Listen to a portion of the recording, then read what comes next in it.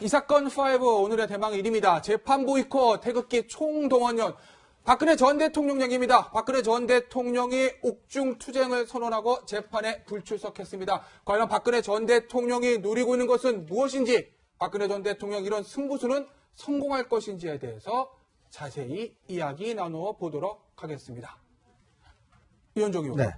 일단 지금 박근혜 전 대통령이 재판에 출석하진 않았습니다. 네. 그러면 지금 옥중에서 고립되어 있는 상태인데 지금 그 이후에 어떻게 지내고 있다고 하던가요? 일단 지금 뭐 전혀 외부로도 사실 지금 변호사도 원래 유영하 변호사가 예. 2차례 정도 면담을 했는데 그 이후에는 사실 이제 서울구치소 같은 경우는 이제 사임계를 낼 경우에 그 변호사 정도 한 2번 정도는 이제 면담을 시켜주지만 예. 그 다음에는 그렇게 면회를 시켜주지 않는다고 그렇죠. 해요. 그렇게 한다면 아마 박 전 대통령은 이제 방 안에서 거의 나오질 않는다고 합니다. 나오지 않는다. 지금 사실은 이제 원래 그 수감되어 있는 이제 피고인들 같은 경우에 주로 하루에 한 번씩 운동을 할 수가 있어요. 근데 지금 운동 같은 경우도 이제 그동안은 가끔씩 했는데 지금은 사실은 좀 경험 문제 때문에 다른 사람들과 또 어떤 부딪히는 문제 때문에 운동도 하지도 않고. 운동도 안 해요? 그렇죠. 그러다 보니 또 재판에 지금 일주일에 4번씩 나갔지 않습니까? 근데 그동안은 그래서 재판에 나갔다 왔다 했는데 사실은 재판에 지금 거부를 하면서 지난주 같은 경우에 월요일 재판 이후로는 전혀 지금 나가고 있지 않는 상황이거든요.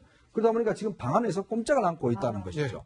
그렇기 때문에 지금 구치소 측에서도 상당히 좀 예의주시를 하고 있다고 합니다. 여러 가지 좀 건강이나 또 어떤 심리적인 문제라든지 이런 걸 좀 상당히 지켜보고 있는 상황이라고 합니다. 그러니까 박근혜 전 대통령이 대통령 전에 정치인이었기 때문에 정치인의 일거수일투족 뭔가의 메시지를 담고 있지 않나 이런 해석도 가능할 것 같은데요. 저희가 박 전 대통령의 속마음을 한번 유추해 보도록 하겠습니다. 하나하나씩 볼까요? 네, 어디까지나 저희의 유추입니다. 재판 벌인 박 전 대통령 속마음은 무엇인가?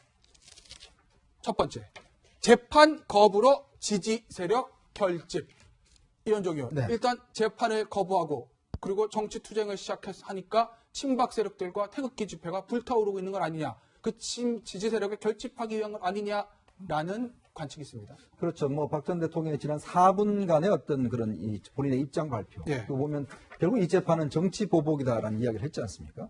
그리고 또 대한애국당에서는 이걸 이제 박 전 대통령이 드디어 이제 우리한테 지시를 뭐 했다는 식으로 홈페이지에 올리기도 했죠. 그래서 어제 사실은 도심에서 어떤 대규모 시위가 열렸습니다. 대학로나 그다음에 이제 이쪽 그 광화문 쪽에서 열려서 사실 이제 시가 행진도 하고 했는데 그래서 생각보다는 사실은 조금 예전보다는 크게 많이 모인 것 같지는 않아요. 생각보다는 매주 이제 토요일마다 사실은 이제 지금 집회를 해오고 있습니다. 근데 문제는 이제 앞으로 이 집회가 굉장히 상시화될 가능성이 높다는 것이죠. 왜냐하면 박 전 대통령 지지층들 같은 경우는 워낙 이제 강고하게 묶여있기 때문에 아마 이제 매주 이런 식의 어떤 그 집회가 열려지고 또 이제 지금 촛불 집회가 사실은 이제 1년을 맞아서 이제 촛불 집회도 다시 지난번에 열리지 않았습니까? 그렇다고 한다면 다시 1년 전으로 지금 상황이 돌아가는 건 아니냐 이런 소식 우려도 나오고 있는 것 같습니다. 서영훈 소장. 작년 11월에 데자뷰를 볼 수 있을 것 같은 굉장히 불길한 생각이 듭니다. 태극기와 촛불. 그런데 지금 태극기 집회 시작됐고 촛불 집회도 다시 시작된다는 거 아니겠습니까? 박 전 대통령의 저런 움직임이 태극기와 촛불의 또 충돌을 격화시킨 거 아닌지 모르겠어요. 박근혜 전 대통령이 실형을 피할 수 없으니까 아마도 재판 전체를 흔들기 위해서 법치의 이름을 빌린 정치 보복이다라고 재판장에서 이야기하자마자 변호인단이 사임을 하고 그리고 친박 단체들이 어제 광화문 일대에서 집회를 했는데 저는 뭐 박근혜 전 대통령을 지지하는 일부의 지지층들이 결집할 수 있겠지만 자유한국당 내에서도 그 목소리가 소수이기 때문에 보수층 전체가 움직이긴 상당히 쉽지 않을 것이다. 따라서 지지층이 결집하더라도 일부의 지지층만 결집할 뿐이지 전체 흐름을 바꾸기에는 상당히 좀 제한적이고 한계가 많지 않겠냐. 지금까지 흐름은 그렇게 보입니다. 그런데 박 전 대통령이 석방 후에 어떤 모종의 바람이 있지 않을까 이런 생각이 드는데요. 두 번째 속마음이죠? 보겠습니다. 두 번째. 석방 후 내곡동 사저정치. 자, 일단 석방돼서 불구속 재판을 받으면서 내곡동에 있으면서 사저정치를 시도하는 건 아니냐라는 저희가 예상을 좀 해봤는데 얼마 전에 로드니 딕슨이라는 MH그룹의 변호사가 영국 언론과 인터뷰에서 의미심장한 얘기를 했습니다. 가택연금 조치를 바란다라는 얘기인데 최담희 변호사. 일단 가택연금이요. 지금 박 전 대통령이 구치소에 있기 때문에 가택연금 할 수 있는 방법은 가택으로 주거지를 제한하는 조건으로 보석하는 거 이거밖에 없지 않겠어요? 그렇죠. 근데 지금 그래서 보석 석방에 관한 굉장히 많은 얘기들이 나오고 있습니다만 구속 그 영장의 구속 기간이 연장된 이유가 얘기하자면 뭐 증거인멸의 우려도 있고 재판의 불출석할 우려도 있다라는 그런 이유였습니다. 근데 이미 건강상의 이유라든지 아니면 더 이상 재판부를 신뢰할 수 없다라고 해서 이미 불출석이 시작되고 있어요. 이런 마당에 과연 그것의 조건 거기에 가택에서만 있는 것을 전제로 해서 보석이 가능할 것인가?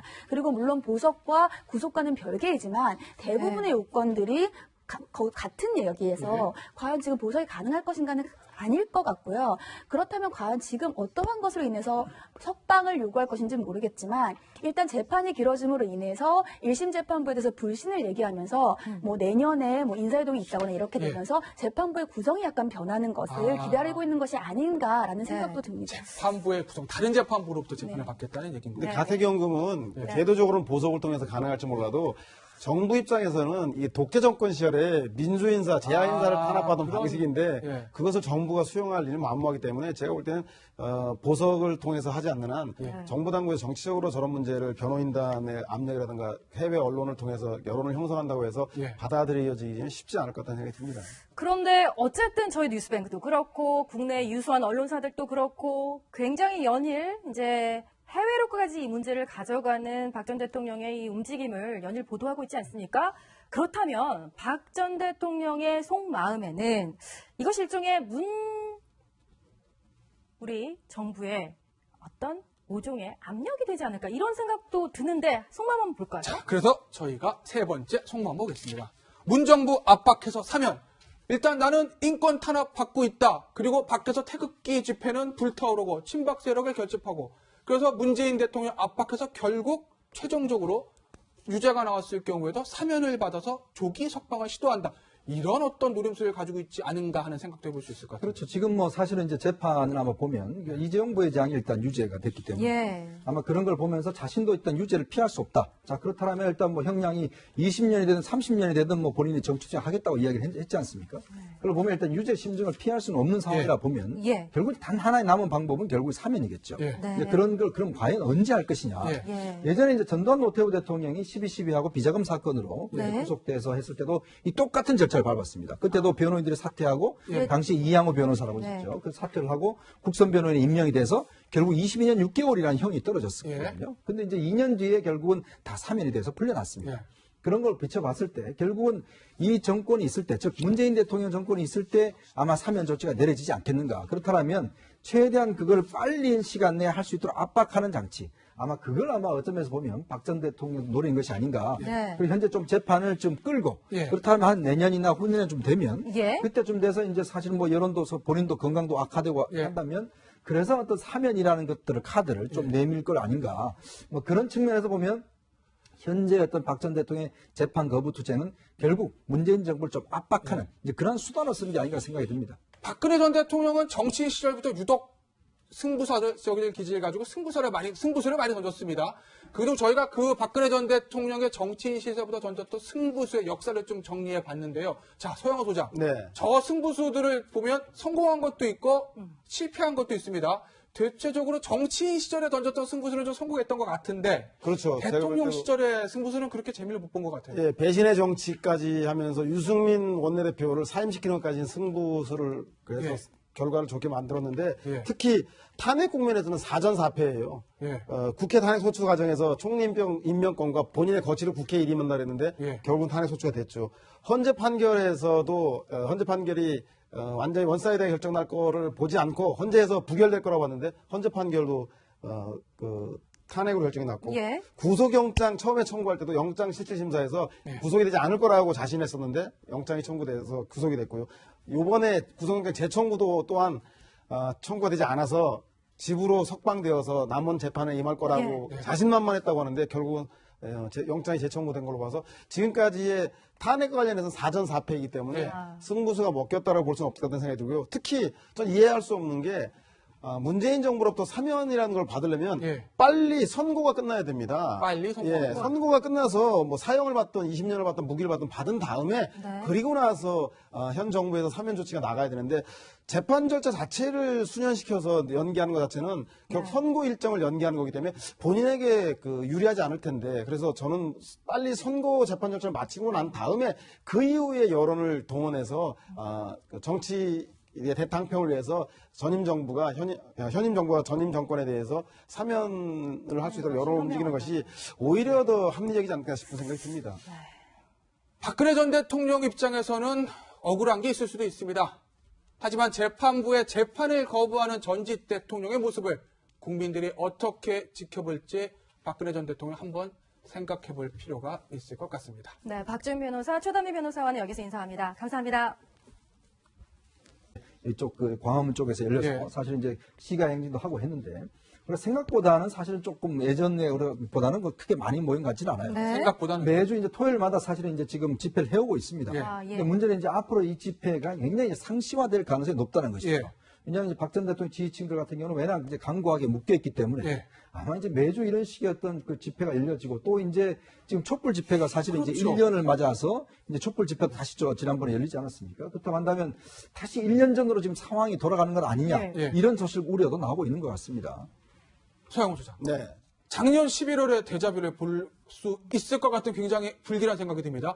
태극기와 촛불. 그런데 지금 태극기 집회는 시작됐고 촛불 집회도 다시 시작된다는 거 아니겠습니까? 박 전 대통령의 저런 움직임이 태극기와 촛불의 또 충돌을 격화시킨 거 아닌지 모르겠어요. 한다면 아마 박 전 대통령은 이제 방안에서 거의 예. 나오질 않는다고 합니다. 나오지 않는 네. 지금 사실은 이제 원래 수감되어 있는 이제 피고인들 같은 경우에 주로 하루에 한 번씩 운동을 할 수가 있어요. 예. 근데 지금 운동 같은 경우도 이제 그동안은 가끔씩 했는데 지금은 사실은 좀 경험 문제 때문에 다른 사람들과 또 어떤 부딪히는 문제 때문에 네. 운동도 하지도 않고. 네. 운동도 안 해요? 그렇죠. 네. 그러다 보니 또 재판에 지금 일주일에 4번씩 나갔지 않습니까? 예. 근데 그동안은 그래서 재판에 나갔다 왔다 했는데 사실은 재판에 지금 거부를 하면서 지난주 같은 경우에 월요일 재판 이후로는 전혀 지금 나가고 있지 않는 네. 상황이거든요.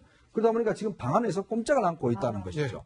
그렇기 때문에 지금 구치소 측에서도 상당히 좀 예의 주시를 하고 있다고 합니다. 여러 가지 좀 건강이나 또 어떤 심리적인 문제라든지 이런 걸 좀 상당히 지켜보고 있는 상황이라고 합니다. 그러니까 박근혜 전 대통령이 대통령 전에 정치인이었기 때문에 정치인의 일거수일투족 뭔가의 메시지를 담고 있지 않나 이런 해석.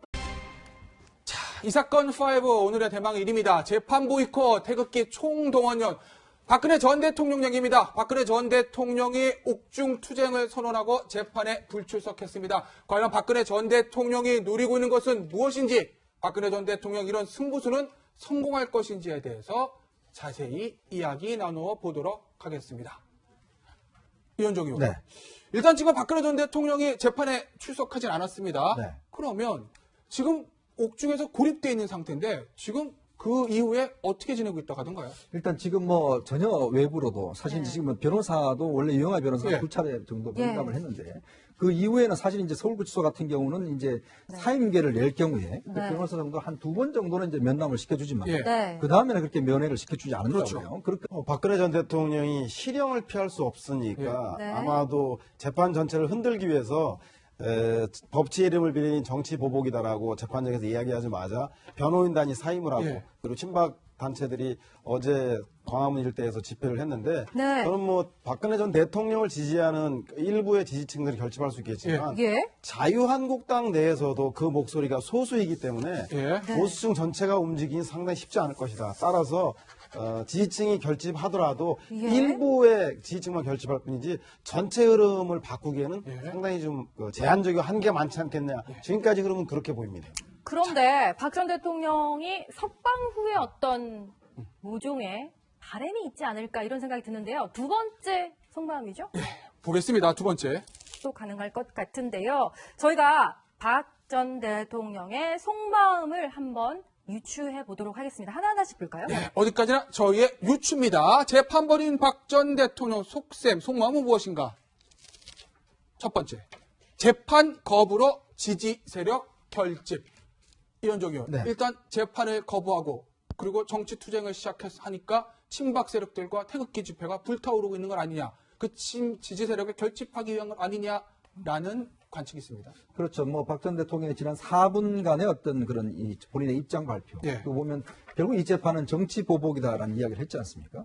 그리고 또 대한애국당에서는 이걸 이제 박 전 대통령이 드디어 이제 우리한테 지시를 뭐 했다는 식으로 예. 홈페이지에 올리기도 했죠. 그래서 어제 사실은 도심에서 어떤 대규모 시위가 열렸습니다. 예. 대학로나 그다음에 이제